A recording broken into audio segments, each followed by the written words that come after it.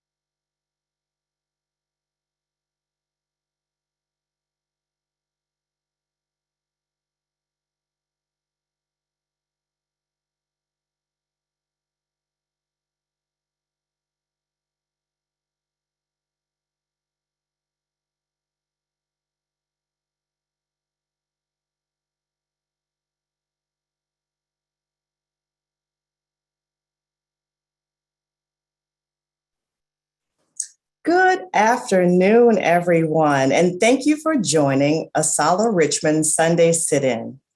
We have partnered with the Afro-American Historical and Genealogical Society of Greater Richmond for this Sunday Sit-In, Ask a Genealogist. For those of you who are not familiar with ASALH, it is the acronym of the Association for the Study of African American Life and History.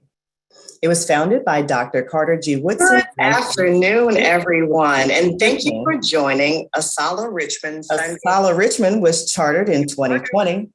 The majority of our events have been online due to the pandemic, but last year we started Sunday Sit-ins. And this year, once a month on the fourth Sunday at 5 p.m., we will have our educational sit-ins. Today is our kickoff for Black History Month. We have a lot planned for the month of February and would like to invite you to join us. I will put a link in the chat to give you all of our upcoming webinars in the chat, and the registration link will be available for you to register. Please peruse throughout them at your leisure. I'm excited to get started with our genealogy host, Dr. Shelley Murphy, and our genealogist, Viola Baskerville and Besida White. But before we get started, we're going to have a poll question. Janaea, do you have those poll questions ready for our guests today? So our poll questions are just 3 really quick questions. Have you attended a Sunday sit-in in the past? What are some of the topics you would be interested in discussing in the future Sunday sit-ins? And if you have any other topics or any other questions, please feel free to add it in our chat. Now, while you have some time to do that poll question, I want to turn it over to our sponsors, AARP Virginia, Belinda Todd, for some welcome information. Belinda, are you there? Yes, and thank you so much, Michelle. And I am Belinda Todd. I am an AARP Ambassador Volunteer from the Virginia office, which is located in downtown Richmond, Virginia. I'm excited because we're starting Black History Month, and we're going to start to have wonderful conversations. But as always, being around Dr. Shelley Murphy is always exciting because not only do we get good information, do we get educated, but we are inspired and uplifted. I want people to know that AARP during these pandemic times has been very active in organizing events and activities and services for seniors. So if you haven't joined anything that AARP has offered, please go to our website, go to your state area and find out how you can be involved in some wonderful activities. Seniors do not have to feel alone nor disconnected. So I'm excited. Michelle, I'm handing it back over to you. Thank you so much, Belinda Todd. You're such a dynamic AARP volunteer. Thank you for being with us today. And now I'd like to turn it over to Larry Clark, the Richmond, Virginia president of the Afro-American Historical and Genealogical Society. Larry? Thank you, Michelle, and good afternoon to everyone. I just wanted to briefly talk about what AUGS is, and I like to just point out that our presenters today are all members of AUGS, so I'm very proud and happy to be associated with them. Our organization is encouraging studies in local and family history. We encourage individuals to share genealogical and historical expertise. We host workshops and seminars to present information, speakers on history, genealogy, and cultural aspects of our heritage. The major focus of our organization is the Richmond area and the Central Virginia counties, but many of our members have family roots in other counties, other states across the country. So anyone with interest in African American genealogy, if you join our chapter, you'll find information that will extend your knowledge of genealogy and history. The Richmond chapter is networked with over 35 other chapters across the country, and that's through our membership of AUGS National. AUGS National gives us tremendous benefits by being connected with other regions in the country. And one of the major benefits, just to point out, is that every year AUGS has our national conference, and that conference brings together numerous scholars on genealogy and history. And in 2001, there was over 700 attendees of our national conference. So if you want further information about AUGS, please come to our website. It's www.augsrichmondva.com. And thank you. Thank you so much, Larry. Thank you for being here, and thank you for partnering with us today. We could not have done it without AUGS, especially with these dynamic genealogists on the line here. I don't want to take up too much more of your time, but I see everyone is putting in the chat where they are from. So if you didn't see that chat, go ahead. Open up your chat down at the bottom. You'll see chat and put where you're from. We'd love to see how many people all across the United States have joined us. Now, I am going to say, if you have any questions, there's a Q&A at the bottom. Go ahead and put your questions in the Q&A. We will be adding some information in the chat about, Black History Month information, about how to log into AUGS websites. So keep that chat open as well. But for now, I'm going to turn this over to Dr. Shelley Murphy, because I know you're tired of hearing me. I want to hear some genealogy. Dr. Murphy, it's on you now. Thank you so much. All right. Thank you and welcome. And thank you, audience, for tuning in on Sunday sit-ins. This should be very inspirational, because these two ladies that we have here on the panel have deep history, deep experience, especially in Virginia. So we're going to talk a little bit about some of their accomplishments and the genealogical research challenges of doing African-American research. And then we're going to discuss a little bit about the value of why you should be doing your genealogical research on your own family. And after that, we'll share information on some tips and some records and things like that, and have you ask us questions, and we'll go from there. So, Poseida, you're up at the top of my screen, so I'm going to start with you first. Please tell us about the area where you research, the group, that genealogy group that you're with, and what you guys are working on over there in that Middle Peninsula area. Hey, well, hello, Shelley. Hello, everyone. It is wonderful to be here and to share. And we've been so busy during the past 21, 22 months of the pandemic. It's truly been amazing. I'm a member, as you've heard earlier, of the Greater Richmond chapter of AARP, a founder of that group. I'm also a founder of Middle Peninsula African-American Genealogical and Historical Society, and that's a group Shelley referenced that is primarily focused on those Middle Peninsula and Northern Neck counties in Eastern Virginia. So Middlesex, Essex, King and Queen, Northumberland, Westmoreland, and so on. But we've been so busy. You know, the pandemic, or we know what the pandemic is and has been, but I always see a silver lining to what I call the pandemic cloud, because we've been so active. It's such a wonderful time to be doing genealogy. It's a really heady time, one of the best times. And I've been doing this probably for 40 years. And I'm just so excited about all we've done in the past few months. In fact, our group, both groups, both Richmond, AARP, and Middle Peninsula, have grown exponentially by leaps and bounds, because now we have people involved from all over the country. We're able to bring in speakers without regard to geography. And it's just that we even have people from the United Kingdom who've joined. So that's just been really great.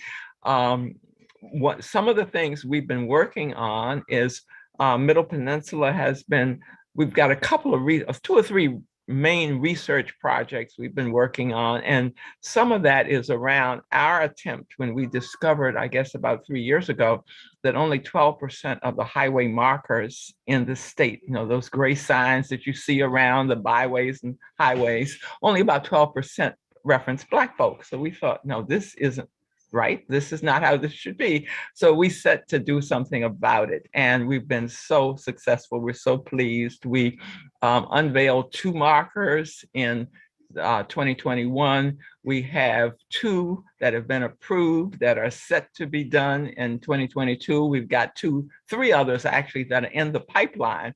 And all of those are research projects. And so basically, I'll be real quick about this. One was we were looking at a group of Black men who in 1861 self-emancipated themselves at Stingray Point in Middlesex County, Virginia. Most of all we ever learned about Stingray Point was Captain John Smith, but no, there's something else. And so these men emancipated themselves, became a part of the Union Navy, probably over a year before Black men could join the Union Army and the USCT.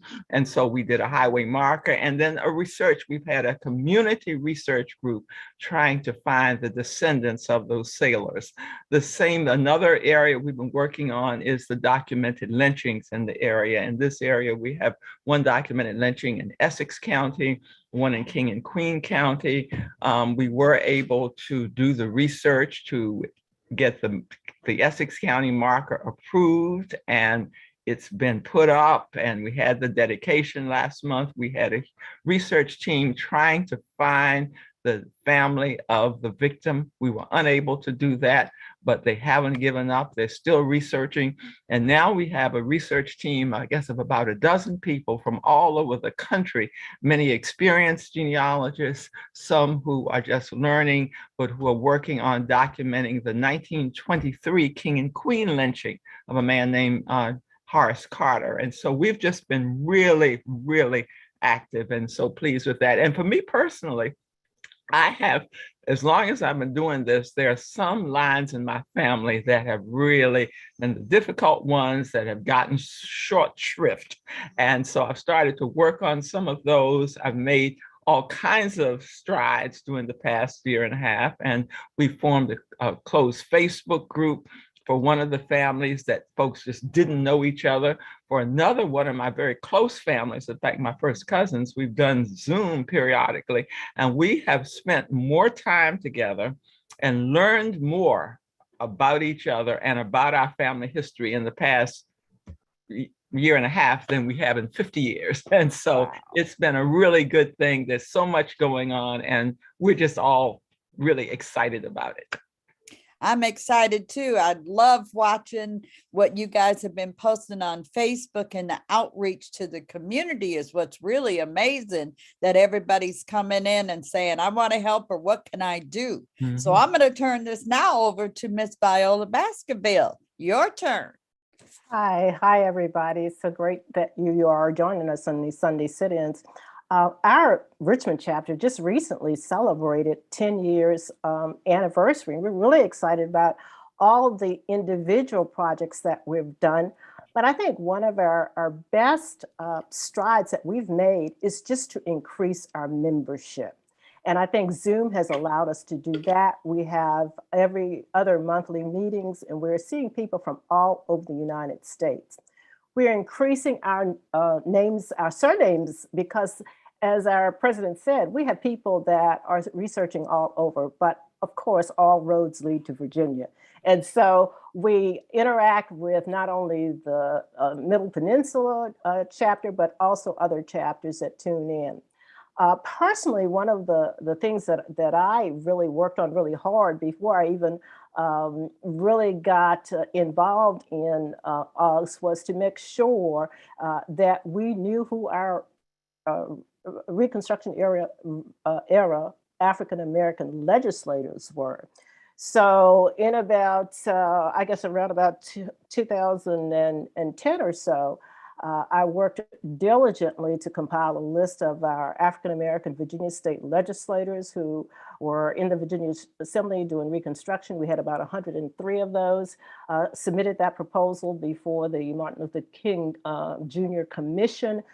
Those individual legislators' names are now on stone plaques at the state capitol. So, and I think it's very interesting and very timely now that we are in Virginia looking at a governor's proclamation or governor's order about not teaching items of history that are divisive. I think it's critical that we know our history, and the names of these legislators are etched in stone. So I'm really happy about that. I've been working the last 2 years with a group of descendants and community cohorts on a restoration plan for historic Evergreen Cemetery in Richmond, Virginia. Now that's a 76-acre plot. The cemetery was founded in 1891. The individuals that are buried there, they may have died enslaved, but they may have been living enslaved, but they died in freedom. And so their history is very important because these are freedom's first generation. They were in the 1890s, 1820s, 1830s, and 1840s, where we have so much progress that was being made in African-American communities. I am also thrilled that we are continuing to work and network on our lineage societies. Those are very important projects. We've had also the success to make sure we have historic markers. One, again, beside I mentioned several that they have been working on, but unknown activities. First African-American Girl Scout south of the Potomac is now installed at Virginia Union University, historically African-American college, HBCU in front of Hartstone Hall. That's very, very exciting. And also at the state capitol is the marker for one of Shelley's favorite resources, the Freedmen's Bureau and the Freedmen's Bank. So people know where the Freedmen's Bureau and Freedmen's Bank in Richmond, Virginia was located. Continuing to work with many of the other local historical societies on projects. So that's just a recap of some of the things we've been involved in. Thank you. Very exciting there also. And yes, if anybody that knows me, Freedmen Bureau collection is my favorite, definitely, because that's when we hear from the voices of our formerly enslaved ancestors coming through, and this is my name, this is my wife, and so forth. Yes, very, very excited to use that. And we even hook up every Friday on Freedmen Bureau Friday and have a great interaction on that. And there's about 20, 30 of us going through that collection. And that brings me to one of my first questions. And probably a lot of the people that are in the audience probably are family historians or genealogists. Share a challenge that you have crossed either personally or professionally while conducting African-American genealogy research, but also How did you break that challenge down? Was there one certain tip you can share that knocked it, combated it down that you can get through? I personally, a topic I use is timelines. That helps me with my brick walls because I can see things in chronological order and see where there might be gaps or something is conflicting. So, Basaida, I'll start with you. Would you offer one of the challenges you faced while researching African American ancestry? But then again, what helped you possibly to break that challenge down? I should unmute so that you can hear me. Viola, let me say this. When you talk about the legislators, there's a marker approved for Armstead-Nickens. So watch for that. Lancaster County. He's on that list. Yeah, he was in the legislature in the 1870s, and his family, Francine Hunter, I don't know if she's on one of his relatives, and others have worked on that. So that's coming. But anyway, back to some of those issues. Shelley, I love timelines as well. And timelines, and I know you are the true expert on timelines, but I use them for two different things. One is I use them to order what I'm doing. In other words, if I'm trying to get the facts of somebody's life, and then I'm going to put that timeline together and see whether it makes sense. And sometimes if it's out of order, if that's the wrong person with a given identical name to someone else, then you so easily see that on the timeline.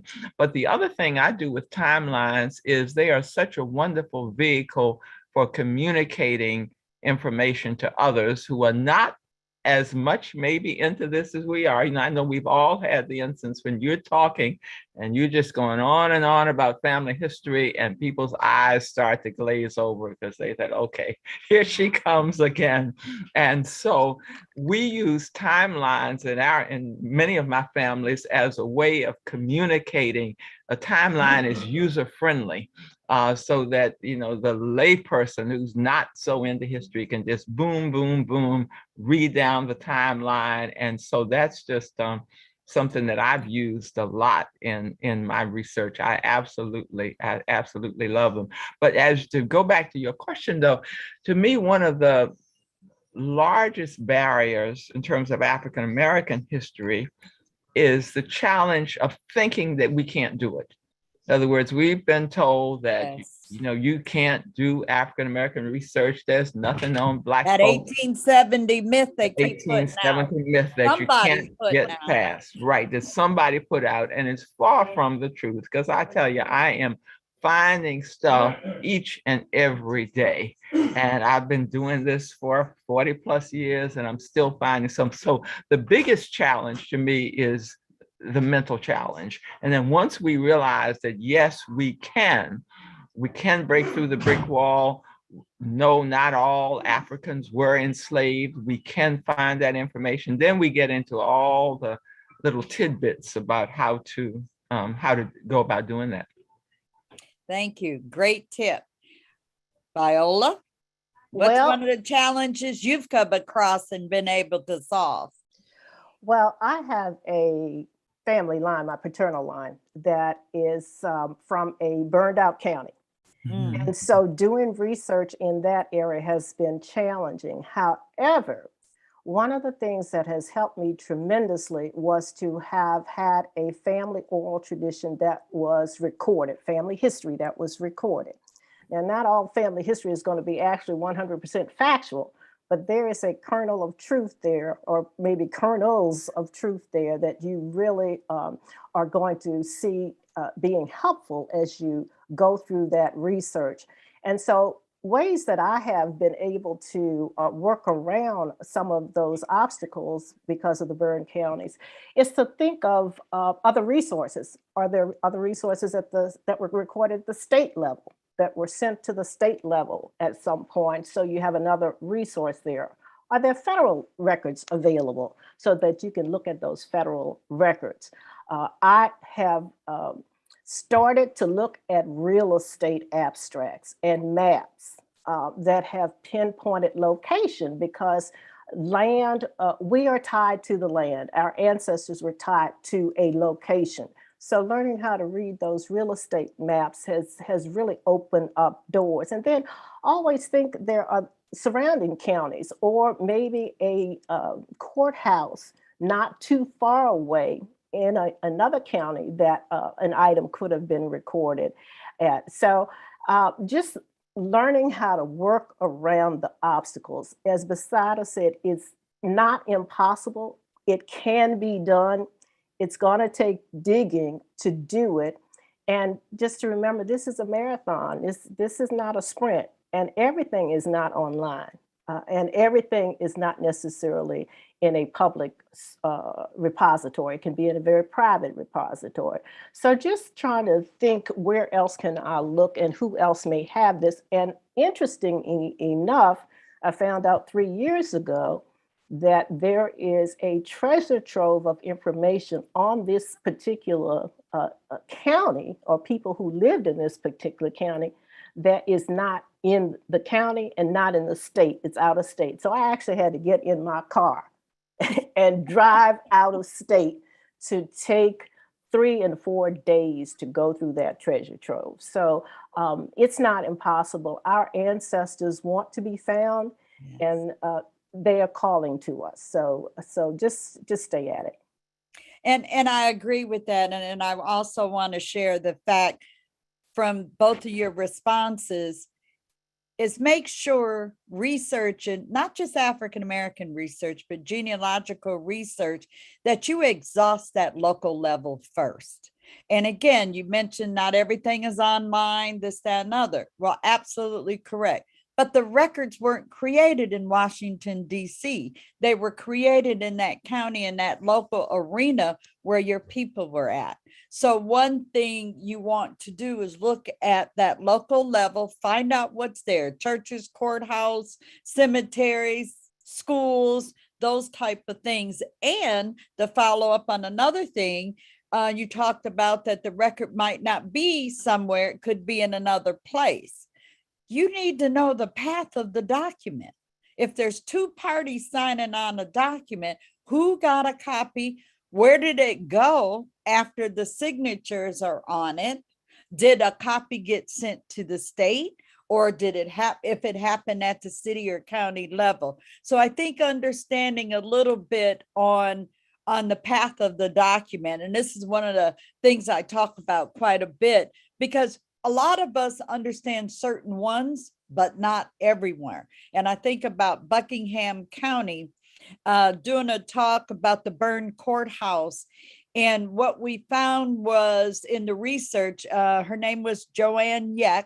She wrote a book about Buckingham County, and her second, third great grandparents refiled their deed of them purchasing property, and this was after a burned courthouse. So you need to ask that question if you're dealing with the burned county. Were there any recordings that happen, or re-recordings that happen, that you could find out? Is there another box that I need to be looking in, instead of just saying, oh, that happened during the time there was a burned county?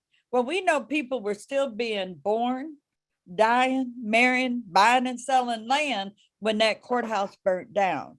And there were other transactions that were happening. So we know there's other records that could be out there. So again, you got to just dig a little bit deeper, do more of a quality analysis on what you do find, to see if there's leads to something else, another area, and etc. So bringing out some of those challenges.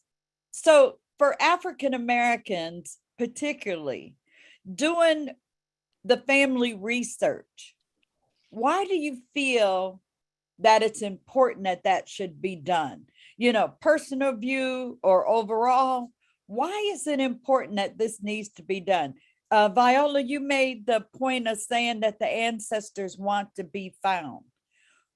What do you mean by that? And why should African Americans look at that?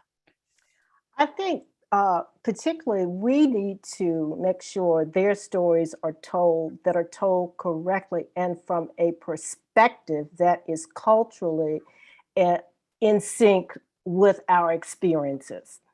We know that in the past, so much of our history has been whitewashed. It has been not thoroughly told. It's not been told from our perspective.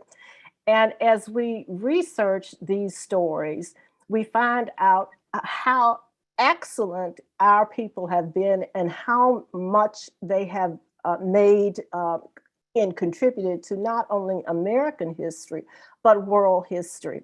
Recently, a prime example, Hidden Figures. Absolutely. Very astute group of smart African-American female scientists in a time when America was making a race to the universe, out to the universe, to the stars, to the moon and beyond. And the critical role that group of persons played in placing us where we are. So those stories need to be told. And also we need to be able to keep our oral traditions alive, because if we do not document our stories and narratives from a cultural, sensitive perspective, who else will? And we need to pass those stories to the next generation. All right, Poseida, it's going to you. Great points. Yeah, well, those stories are so inspirational for not only those of us adults, but for our young people. Just as I've been seeing this little drawing that as we look at the possibility of a Black woman on the Supreme Court, and just what the image of somebody who looks like you look being in a certain space. And so, and as what Viola said, who knew about Katherine Johnson? Who knew that all of those women, who knew that a Black woman led the team to discover GPS? And so it's so important that we tell that history, because nobody else will tell it from the perspective that we will. And so that's our responsibility, not only to ourselves, but for posterity. And this kicks off, come and say February 1. Start asking questions in the family. Go ahead, take advantage of it. Associate Black History Month with the time that you do some self-reflection and study. What did you hear from your grandmother and so forth? Or what happened, or what questions do you have about any of your relatives? Maybe I find out, even though I'm born in Michigan, but wait a minute, my second great grandmother was born in Virginia. Where? Who was she with? Who's her parents? And go from there. Any traditions did she bring from Virginia to Michigan? So again, the stories are inspirational, they're informational, and they're powerful, because the image of what we thought might not be what ends up what we seek out and find out. So I have another question, and then we'll open it up to the audience, to both of you. And one of the questions, if you had the chance to tell your younger self something about this genealogical research, what would it be? Poseida, you going first. You got a smile on your face. I'll weigh in that. If I could talk to the Poseida White of 40 years ago, I would tell her that she should document everything. Yes, that Poseida did not know that she had a couple of degrees at the time. She'd done all kinds of research and all kinds of academic papers, but she did not know that you need to document your sources. And as a result, she is still struggling with, wow, this is something, well, somebody told me that. I got it from somewhere 30 years ago, no idea where. And so, it's the old cliche that, genealogy without documentation is fiction. And so, yeah, I really wish that I had known to document, because it's just caused me a lot of headaches, a lot of these gray hairs from not documenting. So they have names on them. Yes, they do. They have names. So Viola. Yeah. What would you tell the younger Viola? I would tell her to sit down with as many of the older relatives that were alive at the time and just let them tell their story. Just turn on a recording device and just let them go. And if they mention a name, I would say, tell me more about Aunt Manny. Just tell me more. Just tell me everything. And then I think I would also get as many of the older relatives to submit, who are willing to submit a DNA sample, because our history is in our DNA.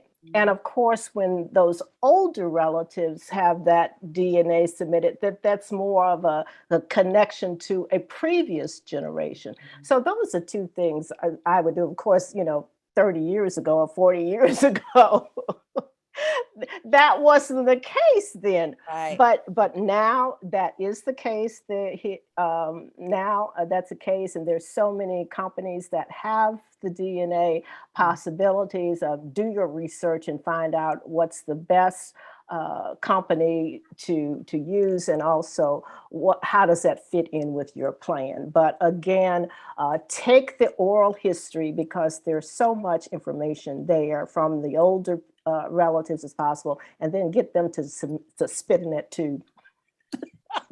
Great. Well, one last thing, and I'll turn it back over to Michelle so we can get the audience questions. What we've shared and what I heard today: number one, local, research local. Number two, document your citations, your resources, right? You got to plan that research. I heard some of that, planning it out, and taking advantage of the oral history, especially now more than any, because those that are gone, we can't ask questions, right? And the other thing is, think about what is your favorite collection or research tool that you use. And I'm throwing that to the audience. Where do you like best, and where are you most comfortable when you're researching? Is it the census? And whatever it is, make sure you take that deep dive analysis on it. Don't just take and look at it and say, I got it, and move on. Think about the information that's on there. And that would be, I think, for me, for my younger self, I'd have to do both of your questions. I'd have to write it down. I have a 91-year-old in the other room, my mother, and she says all the time, I wish I would have wrote down what my grandmother said. And she's 91 and still trying to remember some of those things. So I appreciate your input, but let's look and see what the audience has to ask us. So Michelle, I'm going to turn it over to you, and Yes. we'll go from there. I am just writing things down and jotting Did you take things some notes today? I did. And I am so happy that we are recording this, and it's so we can go back and look at it over and over again. But I want to get to these questions because there's so many. You have so many people.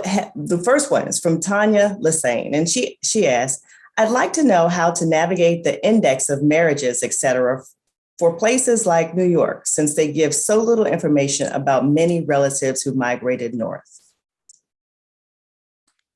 I do New York research, and that is a challenge, but I'm going to put out this tip. I would join the genealogy group or the New York Genealogical Society and start developing a relationship with them and talking with them and communicating with them. They have volunteers on staff as well, which most genealogy societies do.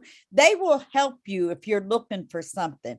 And you also have to realize what law might have been in place and at what year did they actually start having to record those. So like our vital statistics for Virginia, I think it's 1853 on some things, and then later on some other things. So you really have to narrow it down, because like my third great grandmother, there's no death certificate.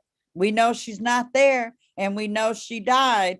And I have worked with the Genealogical Society, and they said they did not record them. And I keep going back. No, they did not record them. So then you're going to have to look into that oral history, the family Bibles, and those other type things. So anything else you want to add to that, Beside or Viola, about the New York? About New York, as you mentioned, the genealogy societies, there are 2 OGS chapters Yes. in New York, and Thank one you. in New York City and one, I think, generally north of the city. But if you look at Right. OGS.org, then you can find those 2 chapters. But, sometimes as you look in the records, Shirley said that, sometimes the states didn't keep them. Well, sometimes that even if there was not a state mandate for records, the county or the Yes. jurisdiction may have kept a record. And so I found that issue in South Carolina, when there's a statewide mandate for record keeping, wasn't until the early 20th century. But then I found in some instances where I knew the county, then I could go to, say, Newberry County for an earlier record. And so that's something you might want to look at as well. I don't know Viola, specific. Go ahead. Yeah, I just want to add, I don't know specifically about New York, but I have found instances where people in their wills have said, since there is no recording of an official date of my person I'm leaving my resources to, I am documenting this person's date of birth. And so I found that, and also in private archives and private records, there may be indication of birth. And let's not forget newspapers and things like that, or the church records, or, church bulletins and things that could acknowledge that somebody had passed. And so, okay, Michelle, you got another All right. one? Yes. What voting laws allow Blacks to vote during Reconstruction? How were those laws abolished? Ooh, I'm gonna look to y'all for that one. Well, I will say, specifically in Virginia, there was an Underwood Convention held 1866 to 1867. Virginia, like all states that had to be readmitted to the Union after the Civil War, had to have a new constitution drawn. And so after that constitution was drawn, they sent delegates to the state capitol. Those delegates then outlined the procedures and process for votings. And I do know at the Library of Virginia, they have the list of colored voters by county that you can look up, and you can see your ancestors there. So in Virginia, since about the election of, I think that was election in 1867, you will find poll books of the African-American voters. Right, and most of those voters for that October 1867 election, most of those lists have been transcribed and are on the Library of Virginia website, so you can access them from home if you have a Library of Virginia card. But it is fascinating to see those 1867 voters. Yeah, I found 2 ancestors that were voters, and it was really thrilling. Oh, beautiful. Wow. And this is from Buckingham County, burned out county. So All There right. you go. the state recorded that, mandated that record. All right, we're going to go into the next one. Thank you, ladies, for that. Interested in obtaining contact information about researching ancestors who are from and still in England or other parts of Great Britain. Right, let me find that one. Repeat that one. From Eve Byford Peterson. It's interested in obtaining contact information about researching ancestors who are from and still in England or other parts of Great Britain.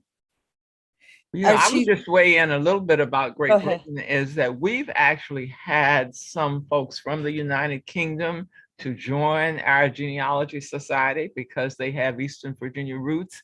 And at least in 2 instances, there are African-American genealogy societies in England. Now, I don't recall where you may be looking for, but so we do have those resource groups of other people. And, genealogy is such a group activity. It's not best done as a sole pursuit, as a lone pursuit. And so this, not knowing really anything about English research, I would say, look for other people who are doing similar work. I would tap into social media also and see whatever area that you're researching on and ask that question and put it out there and see who might connect or, can respond to that and see if there's any connection. And then, of course, you also may want to look at Ancestry in terms of their international, right? You can subscribe to Ancestry US collection, or you can do international. And so I'm sure that they could find a listing of what kinds of things or from what countries are in their international records collection. And they add to those records all the time. Family Search Wiki, put Great Britain in there. All right. Great, interesting. Next question, and I'm reading them fast because I want to get to all of them. So, do any of you have a specific format of a timeline that you use? I do. I do for sure, and I use a very simple timeline that I formed in Word as a table. And I'm trying to think, May, what's the date beside of May something? I'm doing a talk on May 14th. May 14th. May 14th. Yes. So watch the Middle Peninsula Facebook page, because there'll be a talk on timelines then. And also at Roots Tech. There is often 2 or 3 timeline presentations, and they're all free. Yeah. And she could also just email me and I'll send it to her. Yeah. We're actually 2 groups together. So yes. Hampton Roads OGS chapter and Middle Peninsula are together hosting Shelley on May 14th at 10:30 in the morning. So watch both Facebook pages, email us, and we'll make sure you get the link. It, of course, is and they'll also have the form. And we use it also at Maggie, use it as a training tool for the Midwest African-American Genealogy Institute. And it's more on the hands of the workshop environment as far as for Maggie on the timeline. So we'll try to do as much of that as we can for the May 14th date. So it's not just them listening, they should be doing something. I'll put my teacher hat on then. Okay, next. Just want to say just a little addition on the timeline. I agree, they are critical. My format is a little different. I use a numbers spreadsheet where I will have a column at the top with the date.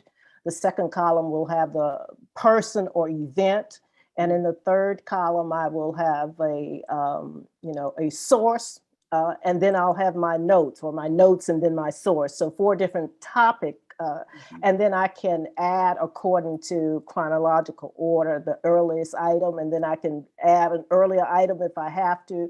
But definitely doing what Besida said she didn't do was to document the source. Where did I find that information in my notes? So that's critical. Excellent.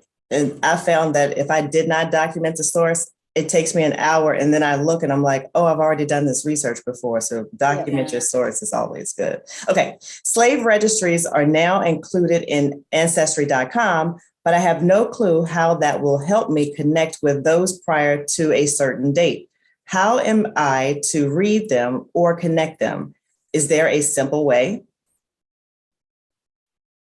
The slave registries, that's interesting. So can they clarify what form they're actually talking about? Are they looking at somebody's inventory, or is this he or she said slave registry? So it's a register of people that were enslaved. Where is that document coming from? We're full of questions too. Right. So Mary, to get some clarification. Mary Wood, if you can clarify that for us, we would greatly appreciate it. Because I don't know about you guys, but I went 3 or 4 different ways. Wait, slave registry? Wait a minute. What? I'm thinking of an estate settlement, and I'm seeing names, and values, and I don't know if that's what that person's talking about. Well, I was thinking about the slave census, and I was thinking about the slave birth index. So and there's 2 separate ones of the slave birth for Virginia. You got WPA, and then what the Alexandria Library did, and one's for microfilm and one is not, because one is online and the other one is not.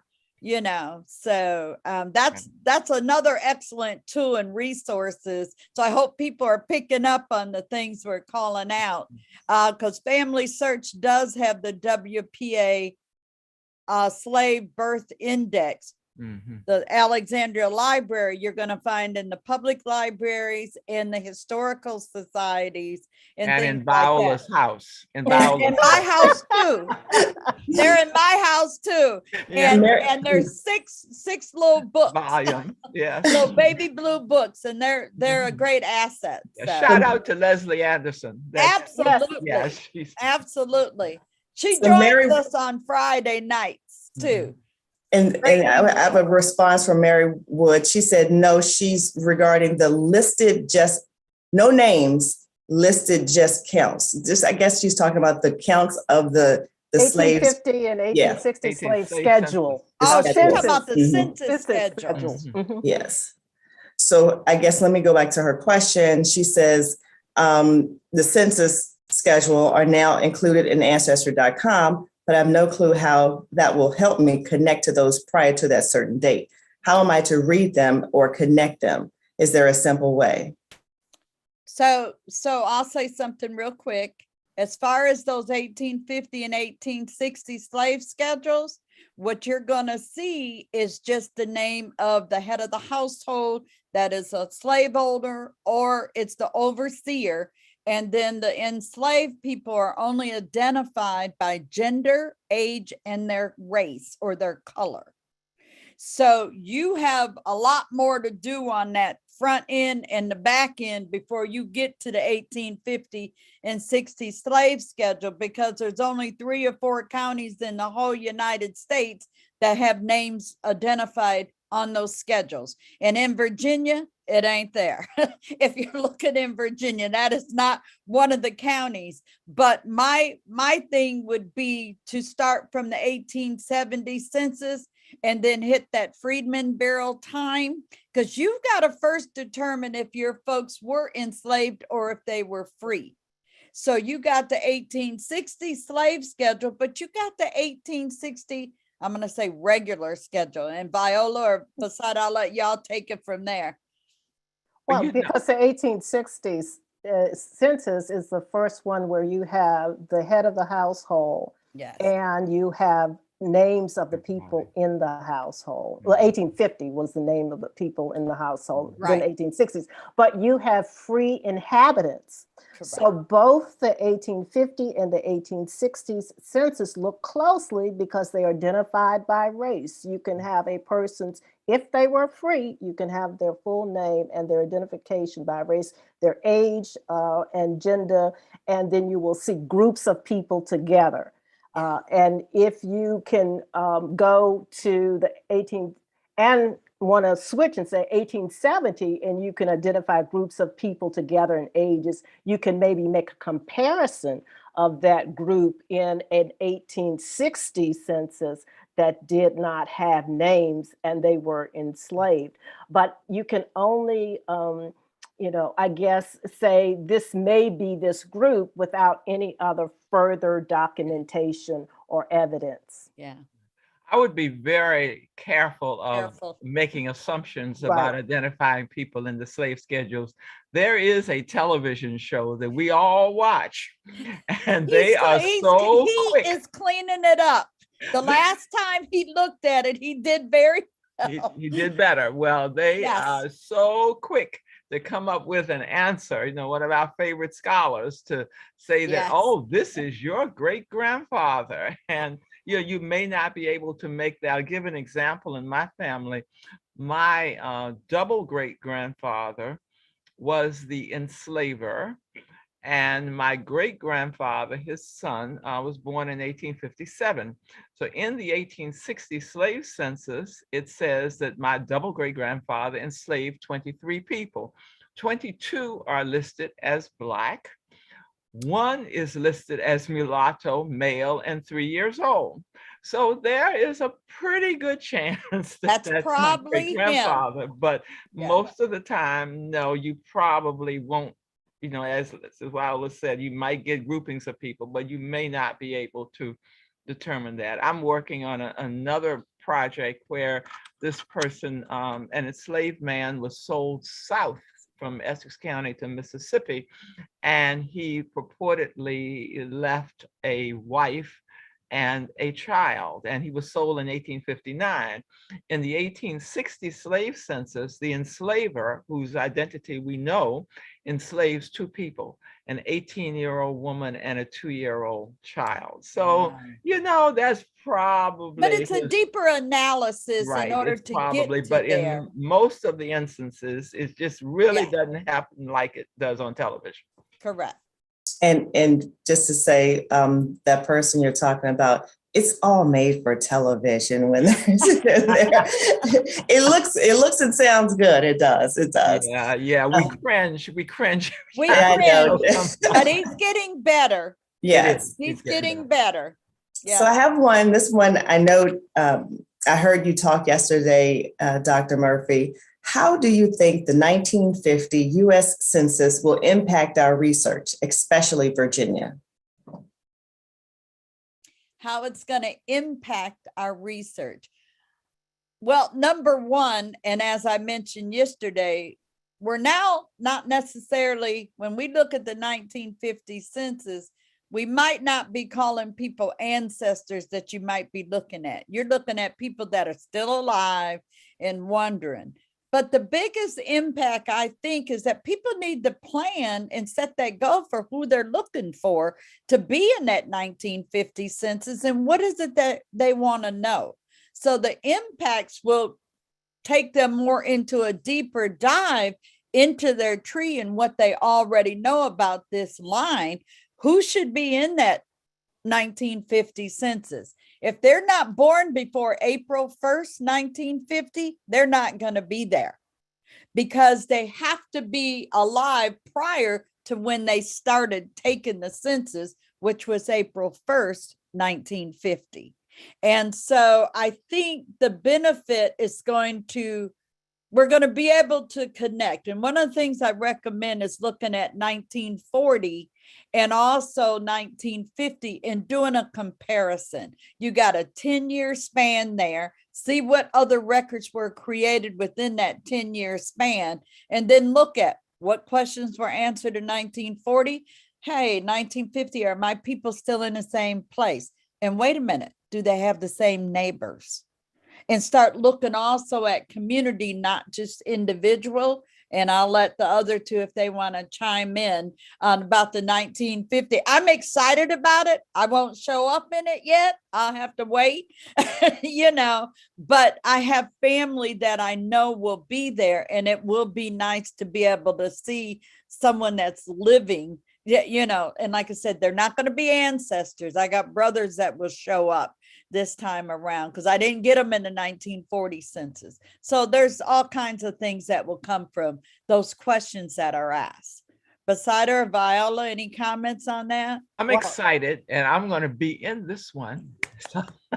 Well, I won't be in this one, but she won't make this one. But one of the things that I think is be interesting one of the things that I've used after the 1940 census is the city directories. Yes. And so it's going to be very interesting to chart out on my timeline again, what information I have from the city directories, and then to get those folks up to 1950. And of course, that we used to camp out at the National Archives, and at 12:01 we were ready to rush in. Yes. And then I think the system crashed once it was electronic. So it is exciting, and I trust that the systems will handle all of us browsing, because they won't.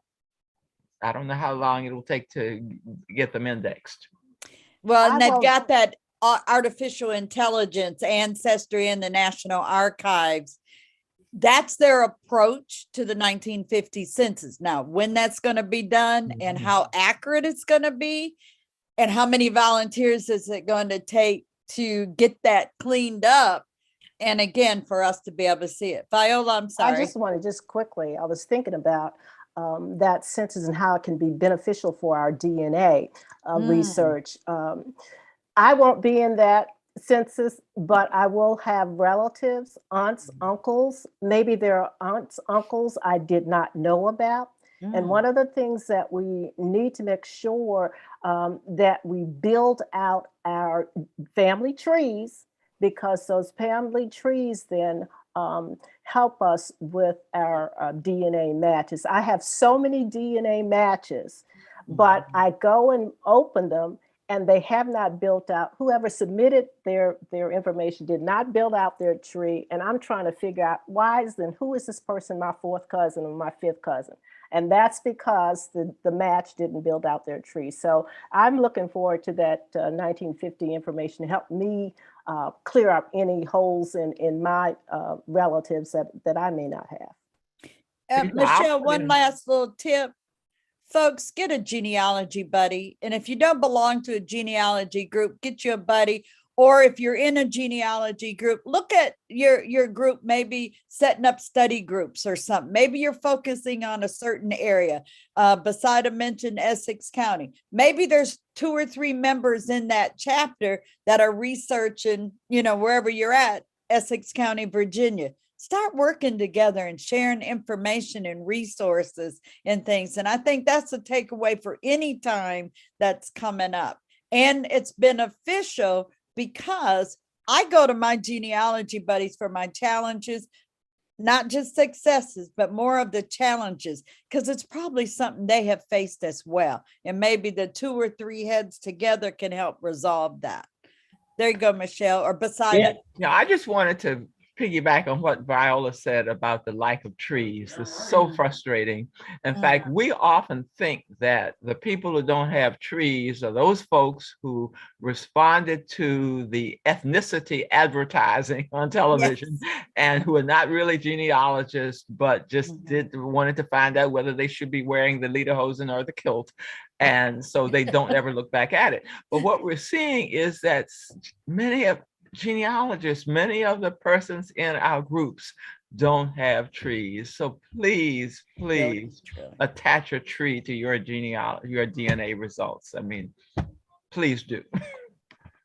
So it is 6:01, and I just got a little birdie put in my ear that we are going to take a few more questions, but I wanted to, for the people who have to get off at 6, I wanted to say before you leave us that Dr. Murphy is right. Get a genealogy buddy. And if you join AUGS Richmond, which is a great place to join, you will have Besida White, Viola Baskerville, and Dr. Murphy. We're all in this chapter here in Richmond, Virginia, and we are online. So, the pandemic has made it so that we are, universal.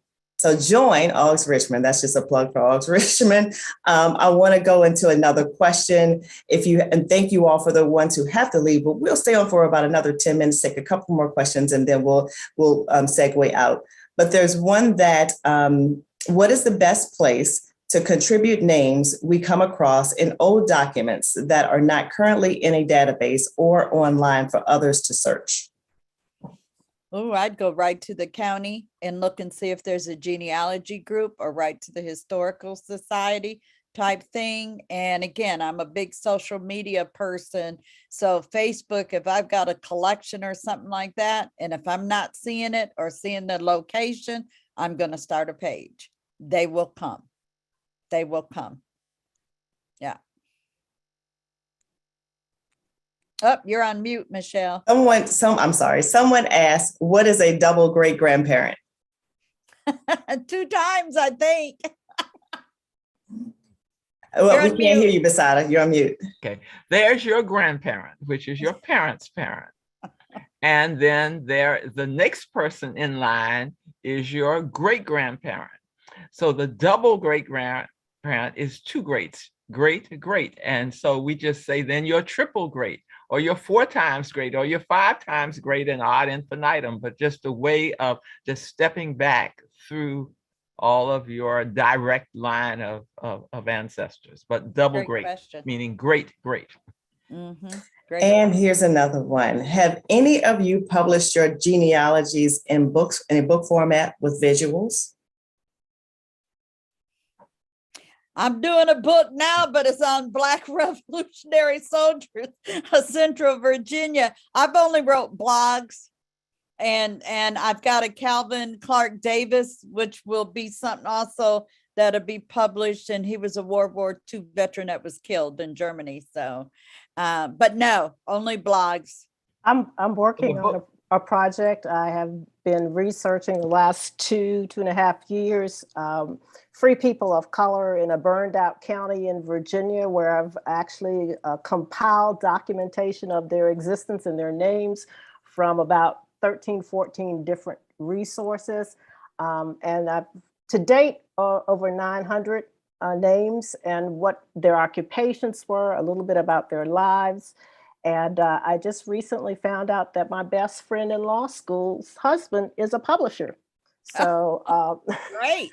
that is what I'm working on, and hopefully we'll publish that. Well, my book is on the agenda somewhere. It hasn't gotten there yet. But what I have done is I've been telling family stories for probably, I guess it's been 30 years now. We published a family cookbook. The first one I did was in 1990 for my father's family. And then we did another one about 10 years later, a different family of mine. And so we've been telling the family stories through our culinary heritage. And that's just been a wonderful thing to do. And of course, all of these books have family trees, they have family narrative histories. And the thing about the cookbooks is the anecdotes and stories that place the recipes in the context of their time and usage are just as important as the recipes themselves. And so we've been telling the family story that way. They are published. They're in the Library of Virginia collection and several other of the libraries. And we even got an award for one of them from the McElhenney Corporation, which is a company that makes Tabasco sauce. And they gave us an award for a community cookbook in the year 2000, I think was the publication of that book. So that's been my publication, but the other book is yet to come. Great. All right. I have one that says, how do you definitely identify the last slaveholder? I'm using Census 1860, 1870, cohabitation records, death certs, agricultural schedules, and surnames, white folks' family trees, estate files, and I am pretty sure I have identified. I think it's all of those. She's on track. That Jennifer, I think you are on track. You're a deep researcher. I know you personally. And so I know you are exhausting that search to make that determination if that was the last slaveholder. But one of the other things I would also look for is any of those family surnames that you're researching, if the white descendants have published or if they're also out there researching doing the family tree. Because all of you know, if we do African-American research in this country, we also have to do European or white research right along with it. These two races are together, and the records, the African-Americans did not create the records or write the laws. They're part of the records.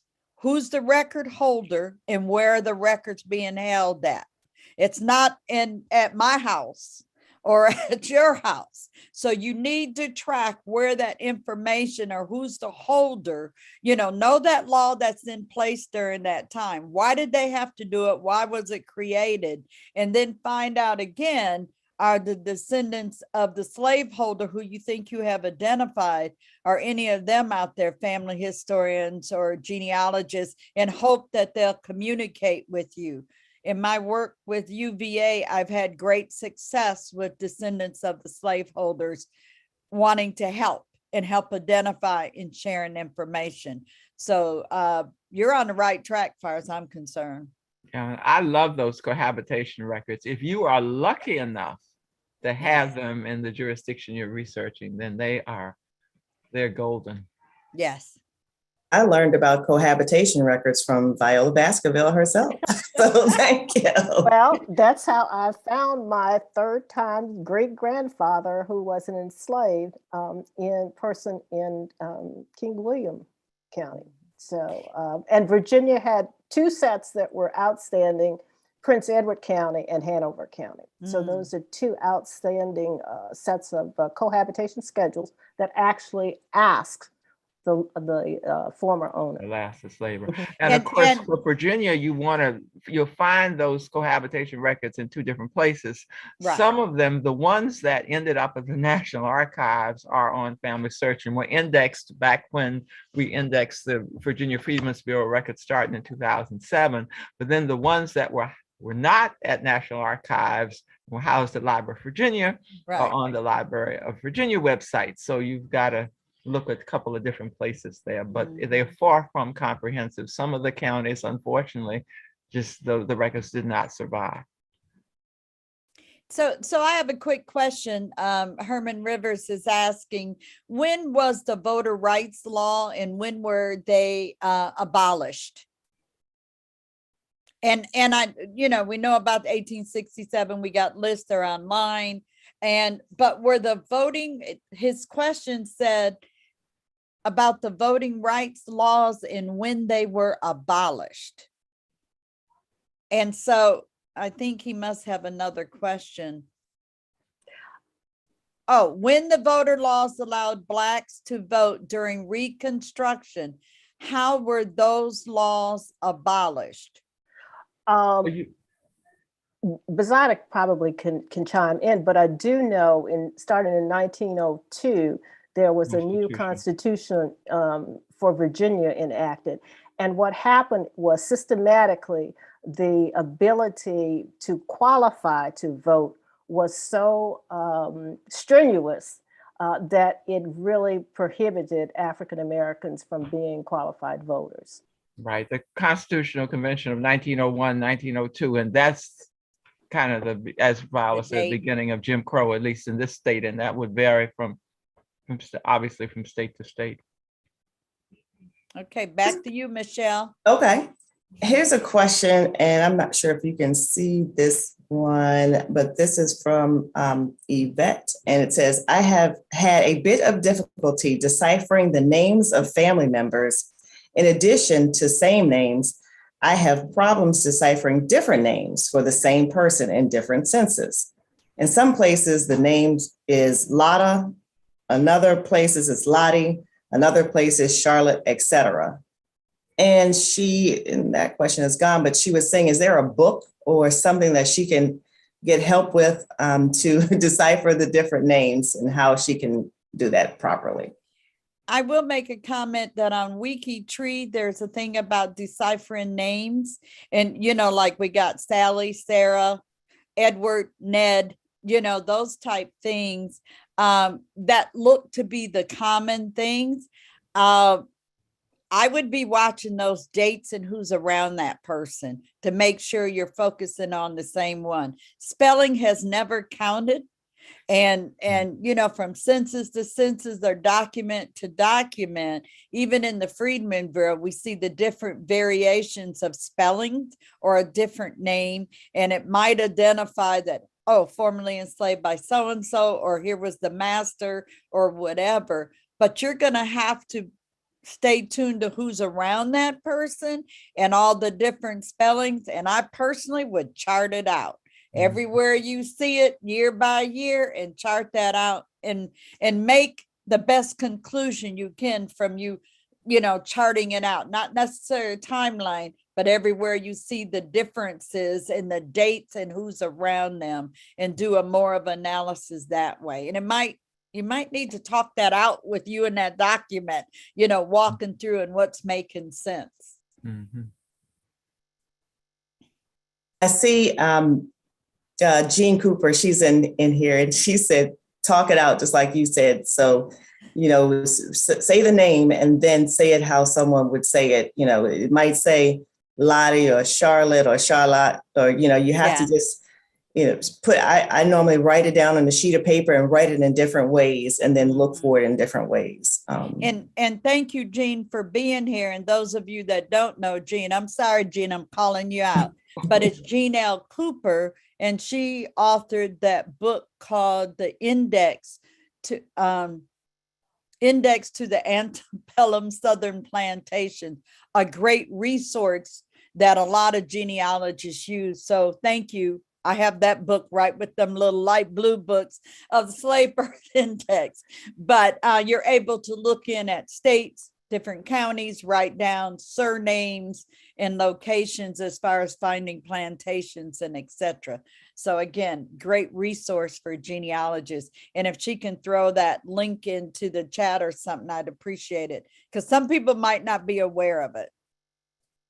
It is a good resource. I have found a lead to at least 2 families in that resource book. So it's good. Excellent. That was a lot of work she put together there.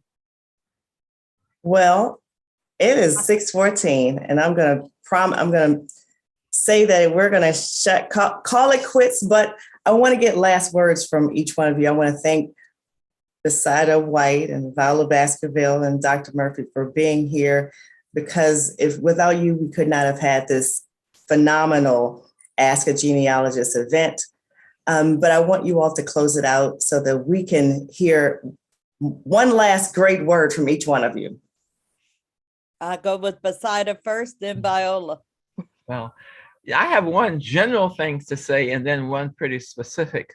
When I'll go with the specific first, we talk about what kinds of collections we like and what are some of our favorite places or categories of source. And one of my very favorite things is newspapers. Ooh. And, ProQuest Historic Black Newspapers is just, I could do the commercial for it, and I in fact, often do. When I first learned of this collection, you couldn't find it in Virginia. Nobody in Virginia had it 15 years ago, and this is an archive of Black newspapers around the country: New York Amsterdam News, Cleveland Call and Post, anyway, on and on. Of course, the Afro and the Journal Guide and the Tribune and so on. And so it is just wonderful. It is so amazing what the Black press wrote about the Black community, whether it was hardcore news or whether it was just so-and-so visited their sister in Philadelphia last week, so-and-so is ill and just out of the hospital or whatever, but just a wonderful resource. And now in Virginia, the Library of Virginia has it, as well as University of Virginia Library has ProQuest Historic Black Newspapers, and the Library of Virginia, you can access it with your library card. So that's a very specific thing. The general thing I would leave you with is, as you're doing this work, don't assume anything. Right. Don't make any assumptions. Make sure that you really employ the logical process of approaching whatever you're doing. Don't assume anything. Viola?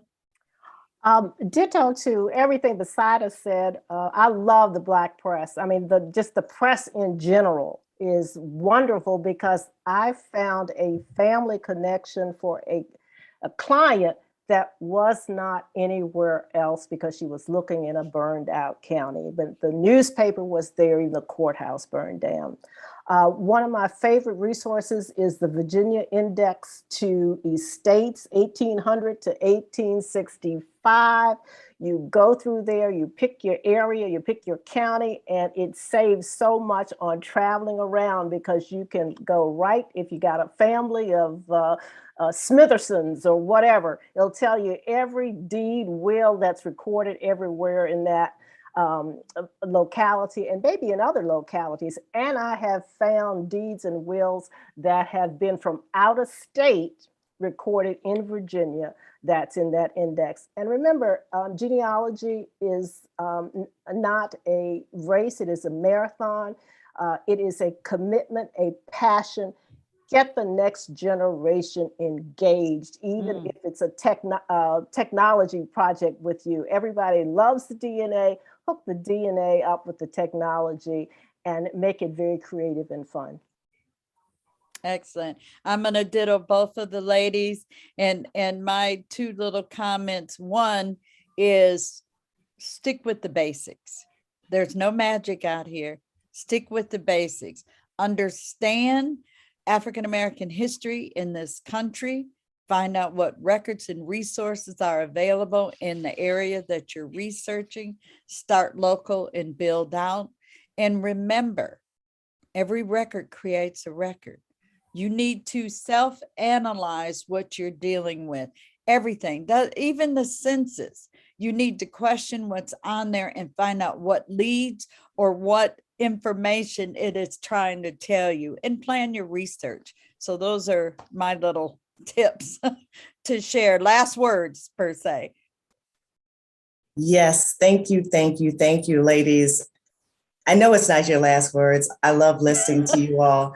I mean, when we are on our AUGS meetings, I just sit there and I just soak everything in. So that's one last plug for AUGS Richmond, because we have dynamic people, and all of AUGS, the Afro-American Historical and Genealogical Society. I know I'm saying AUGS, but that is what it stands for.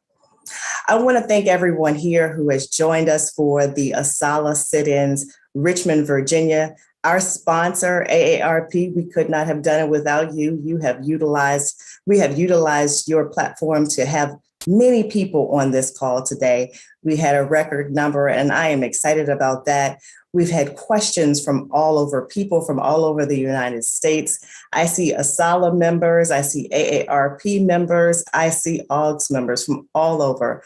I want to thank Larry Clark for being our partner also. And to the ladies, the Honorable Viola Baskerville, Dr. Shelley Murphy, and the genealogist of the Middle Peninsula, Basada White, thank you so much for being here.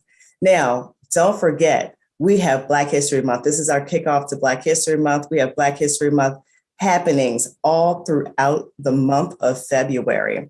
Our next event will be February the 2nd at 7 o'clock. We have a Wind Down Wednesday with Brian Bullock. And on that Wind Down Wednesday, he will be talking about the Dismal Swamp and African Americans. And I can't remember the title, but if you go online, if you go to our Facebook page, it is ASALH, ASALH RVA.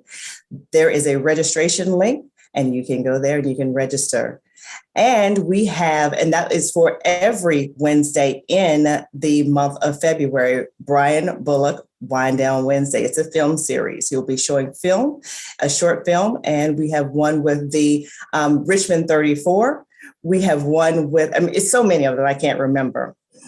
And we have our Cultivate series on February the 22nd. Here is Africulture, the deep history between plants and Africa, with Virginia farmer Michael Carter of Carter Farms. That is going to be an excellent presentation. We can't wait to have you there. If you go to the registration link, you can register there as well. We are so happy that you are here. We put in the Black History Month links. If you want to save this chat, please do so. It was very active, and I need to save it as well. But thank you for being here, and I look forward to seeing you all at our next Wind Down Wednesday, Cultivate, or Sunday sit-ins. Thank you so much, and have a great evening. Bye-bye now. Thank you. Bye.